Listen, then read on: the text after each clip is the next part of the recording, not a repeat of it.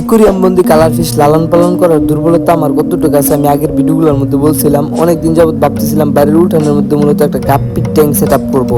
So যেই কথা সেই কাজ বন্ধু বান্ধব নিয়ে শুরু করে দিলাম।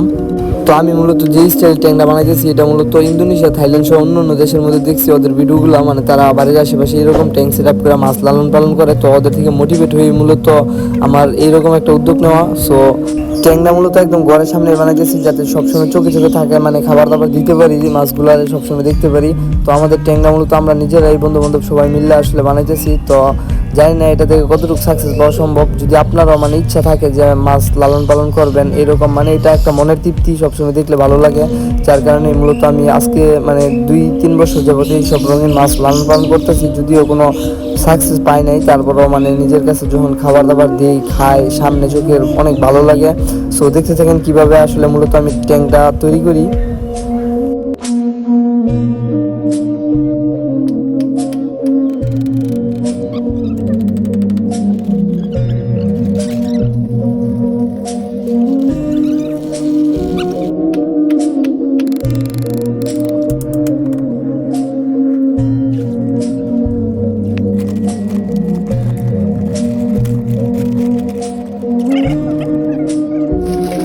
সো গাইস ফাইনালি 80% কমপ্লিট হয়ে গেল আমাদের ট্যাঙ্কটা। তো আমরা মূলত পরীক্ষামূলকভাবে পানি দিতেছিলাম, দেখতেছিলাম যে কোনো দিক দিয়ে লিক টিক হয় নাকি। আর আমাদের যে আগের ট্যাঙ্কগুলো আছে ওইখান থেকে মূলত মাছ টাছ আইনা দিতেছিলাম, দেখতেছিলাম মানে ওরা কিভাবে খেলাধুলা করে।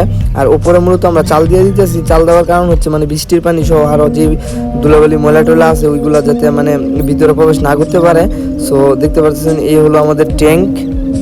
সো গাইস এখন মূলত আমাদের মাছ ছাড়ার পালা। তো মাছটা আমরা মানে পানি প্রসেসিং করে 2 দিন পরে ছাড়তেছি। তো আপডেট থাকবে সব কিছু। ভালো থাকবেন সবাই, আল্লাহ হাফেজ। কেমন হয়েছে অবশ্যই কমেন্টে জানাবেন।